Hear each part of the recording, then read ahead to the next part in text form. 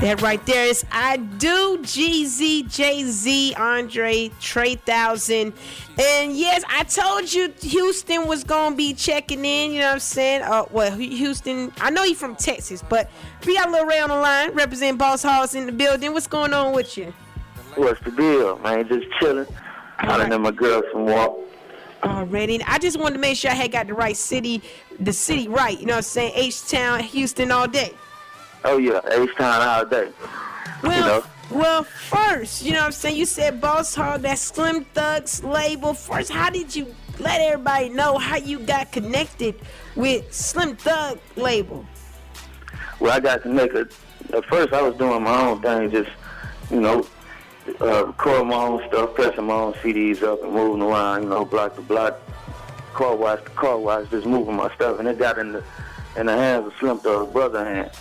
And they just heard about me and contacted one of the numbers on the back of the CD, some stuff that you probably think could never happen. Really? And, it happened like that. It was crazy. So just being out there grinding, you know what I'm saying? Just grinding. Getting that footwork in, got you connected and signed. So are you one of the first artists on because I know you just dropped a mixtape, we're going to get into that in a minute, but you're one of the first artists on there, or you just you got some partners on the Bosshogg Outlaws record label? Yeah, it's actually like five of us. Okay. And we all just working. We come together and do the mixtape thing together.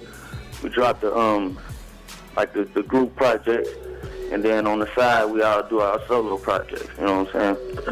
Okay. Now, Lil Ray, you say you was before you met Slim Thug, you was grinding it out. You know what I'm saying? Hustling, passing out CDs at the car wash and things like that. So how did you what made you? You know what I'm saying? How you got in the game? Before Slim Thug and really getting your hustle on. What made you you know what? I'm gonna go ahead and do my thing. Well, before that, I was a basketball player. I was an athlete. I was playing basketball in high school. And I never looked at myself as rapping. You know what I'm saying? So 16 or matter of fact 17. I'm real cool with a guy named 50-50 Twin. I know a lot of the people out there. If you listen to the underground rap, the Swisher House and all that, you'll know who 50-50 Twin. The guys that was down with Swisher House. He was dropping his own mixtapes, and he put me on. I used to just freestyle a lot, and and he put me on one of his mixtapes, and people took that serious. A lot of people hollered back at him, who was that? Who was that? Who was that? So after that, I just said, see what it do, and just kept on, started writing rhymes and doing my own little mixtapes, taking them to school my senior year, and just like that, I just kept doing it. Okay, I see Lil Ray doing big things. Part of Bosshogg. What is Bosshogg Outlaws? Bosshogg Outlaws. Yeah. Okay, gotcha. I gotta get right. Now the mixtape is called the radio. So I'm a radio edit it so you don't make no mistakes. But if you do, we got a red button up in here. The dopest ish ever. It's called the dopest ish ever, hosted by Don Kenny. So what's going on with this mixtape? For those who haven't downloaded it, I'm gonna need y'all to kind of go download that. Yeah. Yeah, the mixtape is all original beats. At first, I was doing a lot of mixtapes like this on other people's beats, but the other day is a lot of people doing mixtapes like albums. So I hooked up with my boys, Stunt Doja. They, if you ain't heard of them, they did the swang beat for Trey, the Get It Big beat. They did a lot of stuff for Hurricane Chris too. I hooked up with them, and we got in the lab and hooked up a whole bunch of stuff and put it out there. They produced the whole mixtape. Okay, now dopest ish ever is definitely on musictoblow.com. So if y'all missed it, y'all can go cop it right there. Any other places they can cop dopest ish ever if they not in H-Town, in the streets of H-Town?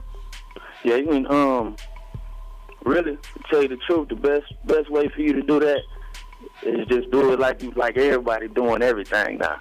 Get on your internet, get on your computer and Google it.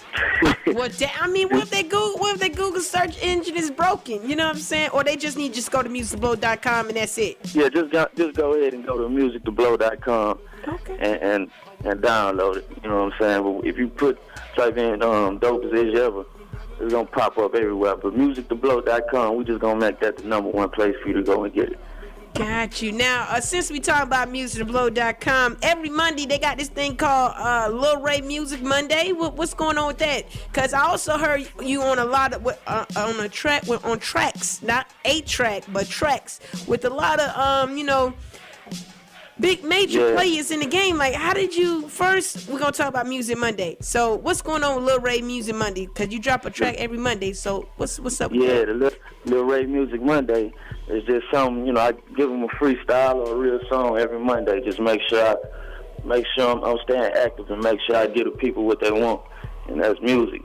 Every Monday I'm gonna drop like a freestyle or some kind of music. You gonna hear something from me. Okay, and that's only on musictoblow.com, or is it like a Twitter exclusive or something? Yeah, my Twitter is @IsLilRayPeople. I always drop it on Twitter, and Music to Blow will pick it up. A lot of other websites will pick it up, but you can get it off Music to Blow. Okay. You can follow me on Twitter and get it, or whatever. Okay. Now, again, you on tracks with a lot of major players. You know what I'm saying? Like the one we about to get into, Warren Buffett, Chameleon. But you also on a lot of other tracks.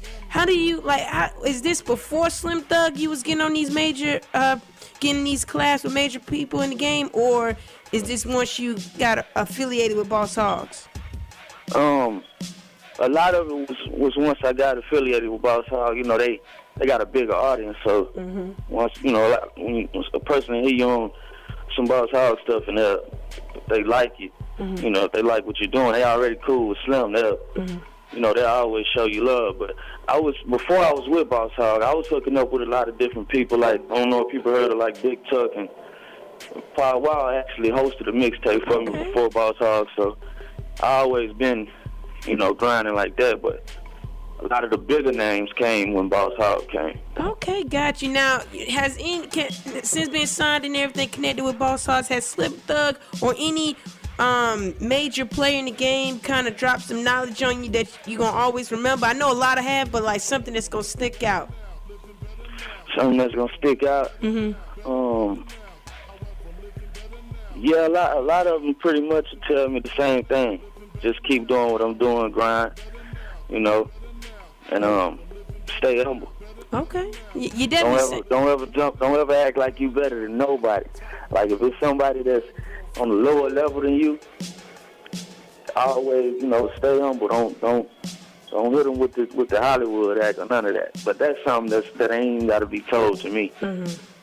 For everybody, pretty much. Then okay. So you been in the studio with the boss man, Slim Thug, his tall self. Cause I remember when I first saw him, right, I was kind of scared just a little because he really really tall. But then when I actually talked to him and asked him to drop, he was like really nice. I wasn't too scared of him. But you been in the studio with him, of course. What's that experience like with you being in the presence of a boss like Slim? Oh man, that's fun. Like he worked real fast. I learned a lot from him. Like we'll get in there and in a 45-minute time span, we'll knock out like 6 or 7 songs, full songs, 3 verses, hooks. Me, him, and if a lot of people heard of Killer Colleon, we'll all when we all in the studio together, it's magic. We run through a bunch of songs, but it's fun working with Slim. Okay. It's real fun. That's what's up. Now, for the people who Google search engine is broken, okay, you gotta, because sometimes, search engines be broken sometimes because, you just grind it so much on the internet, they don't know where to go. So let them know the Twitter, Facebook, websites where they can check out Lil Ray. Okay, anything that got to do with Lil Ray, most of the stuff got backslash. So if you got Facebook, it's always gonna be backslash. It's Lil Ray People. Twitter, backslash. It's Lil Ray People. And I'm actually working on a website right now. A lot of people ask me like, where can I go see all your videos in one spot or get all your mixtapes in one spot? So that website gonna have everything on it. It's LilRayPeople.com. Coming soon, 2012. Coming soon, 2012. Okay. Hold up. All right. So Warren Buffett, future chameleon. Yeah. What is how that track came about? First, like what inspired? How did Warren Buffett? Yeah. Yeah, we're gonna go back to what you said about something that always stick to me. Mm-hmm. I'm gonna tell y'all a story. Well, Slim, first of all, Slim always tell me I remind him of him by the grind I do, the footwork, because that's how they used to do back in the days with Swisher House. Mm-hmm. And Chameleon, when I first got with Bosshogg, we went to a big car show in Dallas, and we walked in, and the first thing Chameleon I told Slim was, "Is that Lil Ray right there?" And he pointed to me, and he was like, "Yeah." And Chameleon, I said, "He go hard." And Slim was just playing with him. He said, "Oh yeah, you can have him right now for $1 million." Okay. Yeah, and they was just messing around, and just like that, we just started talking, and he was telling me, like my style, the fly style, the flamboyant style reminded him of him. And from him, when he was with Color Changing Click, when they used to do the Color Changing Click thing with him and Power Wild, so right off top, like when he said when he first heard me, he loved what I was doing, so he wanted to work.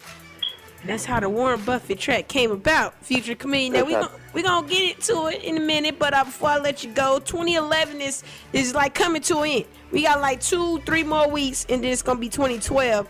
Has there anything been in 2011 that you did do or didn't do that you want to do in 2012? That's what I'm doing right now. I'm going in 2012, putting out more music. Like that's just how you got to do it. So, 2012, I want to put out more music. I want to flood the surface and have more out there.